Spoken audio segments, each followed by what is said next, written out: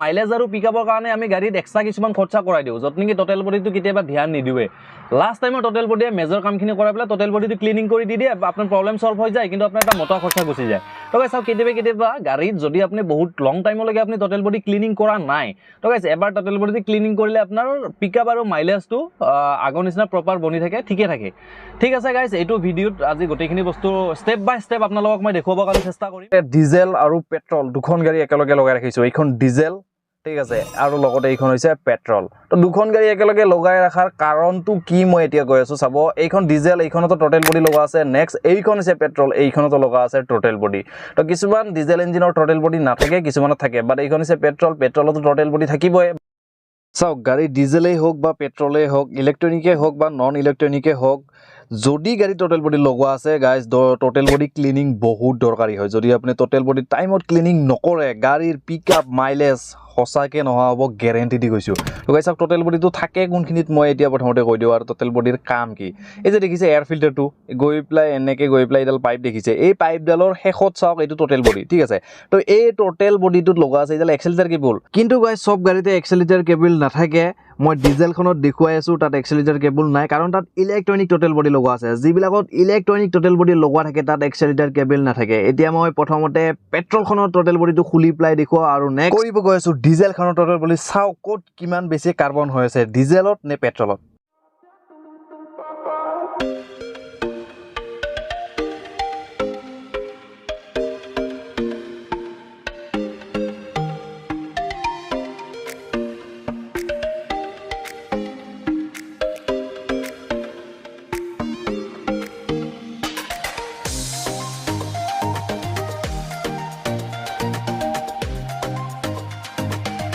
guys total বডিটো খোলা হৈ গৈছে এইটো দেখিছে মোৰ হাতত আছে তো গাইজ ভিতৰত চাওক কাৰ্বন কিমান লাগিছে ক'লা ক'লাবিলাক এইবিলাক হৈছে কাৰ্বন মই ভালকৈ দেখুৱাই আছোঁ তো ক্লিনিঙৰ প্ৰচেছ ইয়াতে চলিব দুইটা টোটেল বডি একেলগতে খুলি পেলাই আপোনাৰ সন্মুখত ৰাখিম অন কেমেৰা চাব পাৰিব ক'ত কিমান কাৰ্বন হৈ আছে তো প্ৰথমতে মই কাৰ্বনখিনি এবাৰ দেখুৱাই দিম এইটোক ধ্বংস কৰা আৰু বৰবাদ কৰা পিকআপ একেবাৰে নোহোৱা কৰাৰ কাৰণটো হৈছে ভিতৰত থকা চাওক গাইজ ক'লা ক'লা এইবিলাক দেখিছে ভালকে দেখুৱাব পৰা নাই ক্লিয়াৰকে চাওক গাইজ ইয়াতে এইবিলাক হৈছে কাৰ্বন ভিতৰত যিবিলাক ক'লা ক'লা দেখিছে এইবিলাক হৈছে কাৰ্বন লগতে মই টোটেল বডিটোত লাগি থকা আৰু এটা বস্তু বিষয় কৈ আছোঁ এইটো ক্লিনিং নকৰাকৈ কাম নহ'ব এইটো দেখিছে এইটো হৈছে ISC ভাল্ভ তো এই ভিতৰত থকা ভাল্ভটো ক্লিনিং কৰিব লাগিব কিন্তু ডিজেলখনত নাই দেই মই ডিজেলখনত এতিয়া টোটেল বডিটো খুলি পেলাই সেইটো একেলগতে দেখুৱাই আছোঁ ডিজেলখনৰ টোটেল বডি খোলাৰ আগতে গাইজ কি কৰিম বেটাৰী টাৰ্মিনাল এটা ৰিমুভ কৰি ল'ম কিয় কাৰণ চাওক ইয়াতে দেখিছে এইটো ইলেক্ট্ৰনিক টোটেল বডি হয় আৰু ইয়াতে কোনো এক্সেলেটাৰৰ কেবল নাই কোনো চেঞ্চৰ নাই এটাই কানেক্টৰ লগোৱা আছে ইয়াতে সেইটো হৈছে ইলেক্ট্ৰিকেল মটৰৰ কানেক্টৰ হয় ইয়াতে যি গতিকে মটৰে অপাৰেট কৰে ভিতৰৰ বাটাৰফ্লাইটো ইয়াতে দেখিছে এইডাল এল্ট'খনত কেবল আছে কিন্তু তাত আপুনি কেবল দেখা নাপাব তাতে লগোৱা আছে এইটো চাওক দেখিছে এইটো দেখিছে ইয়াতে এই ৱায়াৰডালে বাকি যি কাম কৰিব লাগে ভিতৰত কৰি থাকে তো গাইজ ইয়াৰ কাৰণে আমি কিয় বেটাৰী টাৰ্মিনালটো খুলি লৈছোঁ কাৰণ ইয়াতে কেলিব্ৰেশ্যনৰ দৰকাৰ হ'ব পাৰে যদি মই ডাইৰেক্ট কানেক্টটো খুলি দিওঁ বেটাৰী টাৰ্মিনাল ৰিমুভ নকৰাকৈ পিছত কেলিব্ৰেশ্যনৰ দৰকাৰ হৈ যাব তো গাইজ এক্সট্ৰা এটা লাফৰা আহি যায় তো তাতকৈ বেটাৰী টাৰ্মিনাল আগতে ৰিমুভ কৰি লওঁ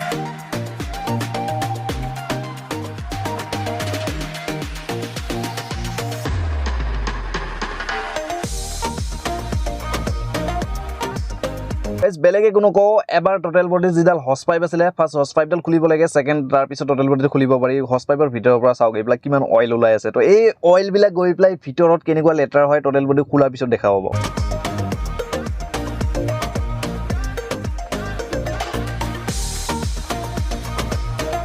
বেলেগ মই একো নকওঁ ভিতৰত চাওক কিমান বেছি এইবিলাক ক'লা দেখিছে তো এইবিলাক হৈছে ইয়াতে কাৰ্বন ডাবল কাৰ্বন মানে পেট্ৰলতকৈ ইয়াতে বেছি কাৰ্বন হৈ আছে যিয়ে নহওক ইয়াক ক্লিনিং কৰিবৰ কাৰণে আমি টোটেল বডি স্প্ৰে ইউজ কৰি পেলাই ইয়াক চাফা কৰিব পাৰিলেও হয় ষ্টাৰ্ট কৰি পেলাই তো বাট আমি সেনেকৈ কিয় কৰা নাই কাৰণ ইয়াতে বহুত বেছি কাৰ্বন আছে তো ইয়াক চাফা কৰিব লাগিব ভালকৈ পেট্ৰলেৰে ধুই মানে ব্ৰাছ মাৰি পেলাই চাফা কৰিব লাগিব ইয়াক এনে চাফা নহ'ব আৰু চাফা কৰোঁতে এটা বস্তু লক্ষ্য ৰাখিব ভিতৰত যাতে বাটাৰফ্লাইটো যাতে কোনো ধৰণৰ কষ্ট নাপায় নহ'লে যদি সি দুৰ্বল হ'ব লগা হয় তেতিয়াহ'লেতো হৈছে আৰু 12 বাজিব যিয়ে নহওক ভালকৈ চাফা কৰিম আৰু লগতে দেখুৱাই দিওঁ দুইটা টোটেল বডি একেলগে চাফা কৰি পেলাই কিমান বেছি কাৰ্বন ওলাই ইয়াৰ পৰা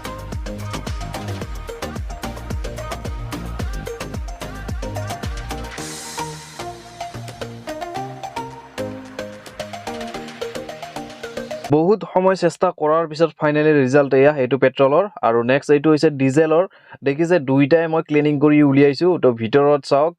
যিমানখিনি পাৰিছো সাফা কৰিছো আৰু কাৰ্বন নাই ইয়াতে তো পেট্ৰলতো সেম তেনেকুৱা প্ৰসেছত ক্লিনিং হৈ গৈছে তো বহুতখিনি কাৰ্বন ওলালে ইয়াৰ পৰা আৰু এইটো হৈছে পেট্ৰলতো চাওক দুইটা টোটাল বডিয়ে মই পুৰা ফাৰ্স্ট ক্লাস ক্লিনিং কৰি উলিয়াইছো এতিয়া গাইছ আমাৰ নেক্সট কাম হল ইয়াতে থকা আইএসি ভাল্ভটো লগোৱা তো ইয়াতে আইএসি ভাল্ভ ক্লিনিং কৰি ৰাখিছো তো চাওক গাইছ সাউন্ডটো এবাৰ শুনাই দিছো কিমানখিনি গাইছ ফ্ৰী থাকিব লাগে আৰু এতিয়া মই বহাই দি আছো আইএসি ভাল্ভটো টোটাল বডিৰ ওপৰত তো এনেকুৱা কি ইয়াতে বহাব লাগিব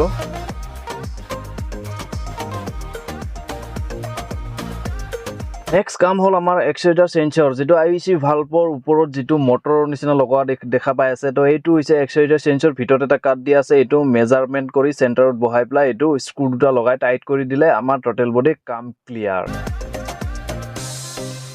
যদি মই এনেকুৱাকে ৰাখো তেতিয়া হলে কে সিৰিজ আৰু যদি মই অপজিট সাইডত লৈ এনেকে লৈ আহিলে হ'ব আমাৰ নন কে সিৰিজ এটো হৈছে process লগোৱা মানে নন কে সিৰিজত থাকিব এটো প্ৰসেসত আৰু যদি কে সিৰিজ হয় মই দেখুৱালে অপজিট সাইডত থাকিব তো এনেকে বাস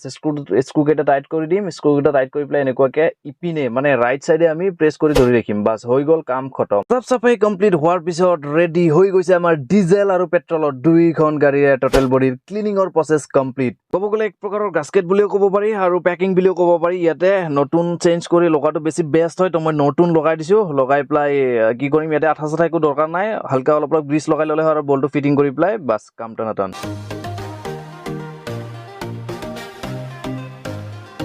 গাইস পেট্ৰলখনৰ টোটাল বডিটো কমপ্লিট হৈ গল মই স্টাৰ্ট কৰি প্লাই দেখুৱাই আছো পিছত এতিয়া আমাৰ পেন্ডিং থাকি গৈছিল ডিজেলখনৰ টোটাল বডি তো গাইস ডিজেলখনৰ টোটাল বডিটো ফিটিং কৰিব কাৰণে লোকেশন এইটো ইয়াৰ পৰা খুলিছিলো তো গাইস এনেকে আমি এতিয়া ডিজেলখনৰ টোটাল বডিটো ফিটিং কৰি লম টোটাল বডি ফিটিং হৈ যোৱাৰ পিছত গাড়ী স্টাৰ্ট কৰি প্লাই আমি টেষ্ট সব কৰিলো অল কমপ্লিট এতিয়া গাড়ী জি মাইলেজৰ ইস্যু আছিল জি পিকআপৰ প্ৰবলেম আছিল গাইস পুৰা টোটালি সলভ তো গাইস এইখন হৈ গল এতিয়া নেক্সট কৰিব গৈছো এল্টোখন সব ঠিকে আছিল বাট স্টাৰ্ট কৰাৰ পিছত এটা আৰু নতুন প্ৰবলেম দেখিলো তো এইটো সলভ কৰিব লাগিব একো নাই মই দেখুৱাই দিও আপোনাক প্ৰথমতে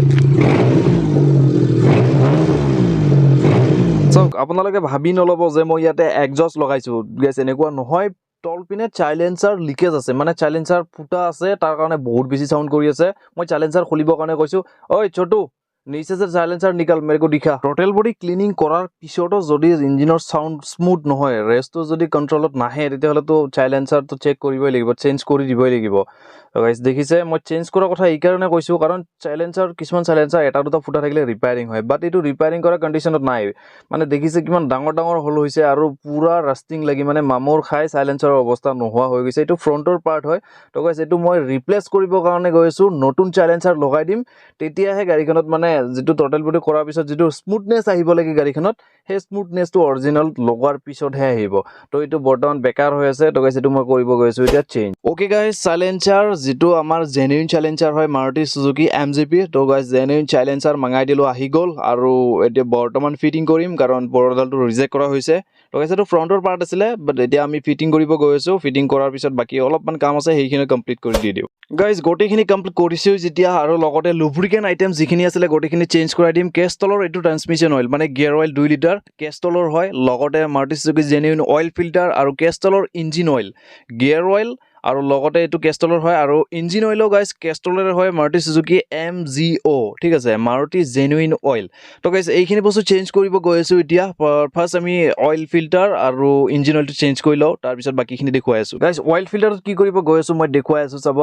প্ৰথমতে মই খুলি লও ইঞ্জিন অইল ক্যাপ ঠিক আছে গাইস ওপৰত লিখা আছে কেষ্টল ভিতৰতো লিখা আছে কেষ্টল মানে এটো কোনো ডুপ্লিকেট হ'বই নোৱাৰে অৰিজিনালটো অৰিজিনালে হয়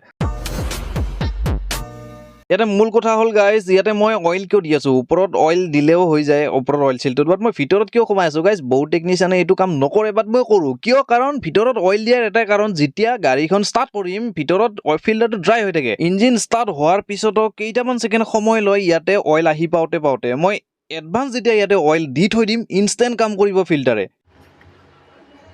এটো হৈছে গিয়াৰ অইলটো গিয়াৰ অইল ইমানখিনি ওলাইছে মোটামুটি 2 লিটাৰৰ ওচৰত ওলাইছে আৰু ইঞ্জিন অইল অলপ কম ওলাইছে কাৰণ ইঞ্জিন অইল গাড়ী চেঞ্জ কৰোতে অলপ টাইম লাগি গল এই কাৰণে ইঞ্জিন চেঞ্জ কৰোতে অলপ সময় লাগিছে এই কাৰণে ইঞ্জিন অইলটো অলপ কমকে ওলাইছে আৰু অইল ফিল্টাৰ লগোৱা আছিল জেনুইন অইল ফিল্টাৰ লগোৱা আছিল সব Suzuki Maruti Suzuki genuine oil filter লগোৱা আছিল বাস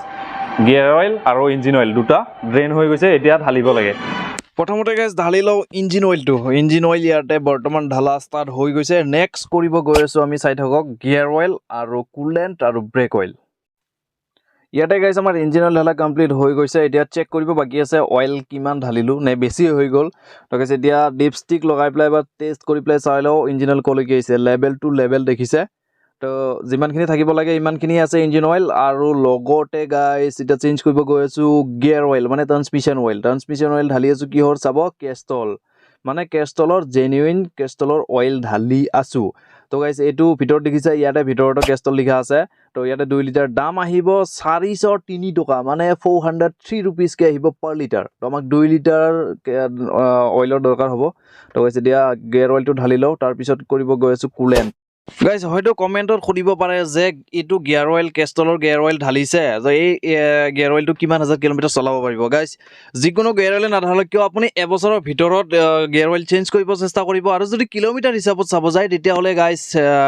30 to 40,000 কিলোমিটাৰ ঠিক আছে 30,000 পৰা 40,000 কিলোমিটাৰ গিয়াৰ অইল চলাই চেঞ্জ কৰাই দিব অন্যথা পেলাই দিব যি কৰে কৰি থাকিব মুঠতে আপুনি গিয়াৰ অইল 40,000ৰ ওপৰত নচলাব আৰু এবছৰৰ ভিতৰত কৰাই দিব তো গাইজ যদি এনেকুৱা ইণ্টাৰেষ্টিং টপিকৰ ওপৰত ভিডিঅ' বনাই আপোনালোকক দেখুৱাব লাগে তেতিয়াহ'লে গাইজ মোৰ চেনেলটো ছাবস্ক্ৰাইব কৰি পেলাই থৈ দিয়ক আৰু আপুনি গাইজ চেনেলটো ছাবস্ক্ৰাইব কৰি থকালৈকে তেতিয়ালৈকে মই দেখুৱাই দিওঁ চাওক গোটেই বগা টেমা যিমান টেমাত আহিছে গোটেই বগাই হয় তো গাইজ এইটো কেষ্টল ৰেডি কুল হয় এইটো কুলেণ্ট ঠিক আছে তো গাইজ কুলেণ্ট ঢালিছোঁ কেষ্টলৰে মানে ইঞ্জিন অইল হৈ গ'ল কেষ্টলৰ গিয়াৰ অইল হৈ গ'ল কেষ্টলৰ তাৰপিছত লগতে গাইজ কুলেণ্টো ঢালি আছোঁ কেষ্টলৰ চাওক গাইজ কুলেণ্টৰ কালাৰটো এবাৰ চাওক দেখিছে ৰিজাৰ্ভাৰ টেংকত মানে ৰেজুটাৰ টেংকত বাই মিষ্টেক ঢালি পেলালোঁ আৰু এতিয়া বাকী থাকি গ'ল ৰিজাৰ্ভাৰ টেংকত তো গাইজ দেখিলে কুলেণ্টো কেষ্টলৰ ৰেডি কুল ঢালিছোঁ তো গাইজ এতিয়া গাড়ীৰ পাৰফৰ্মেঞ্চ পিক আপ আৰু কি ক'ম আৰু একদম মানে ফাৰ্ষ্ট ক্লাছ হ'বই লাগিব গেৰেণ্টিকে চাওক অ'কে গাইজ অল কাম কমপ্লিট হৈ গৈছে গাড়ী ৰেডি হৈ গ'ল আজিৰ ভিডিঅ'টো বাছ ইমানখিনি আছিলে গাইজ যদি ভিডিঅ'টো চাই ভাল পাইছে তেতিয়াহ'লে লাইক শ্বেয়াৰ কৰিব নাপাহৰিব আৰু যদি মোৰ চেনেলত প্ৰথমবাৰৰ কাৰণে ভিডিঅ' চাই আছে তেন্তে গাইজ প্লিজ চেনেলটো ছাবস্ক্ৰাইব কৰি পেলাই নটিফিকেশ্যন হিট কৰি ল'ব আজিকালি বিদায় লৈছোঁ মই কাৰণে বাই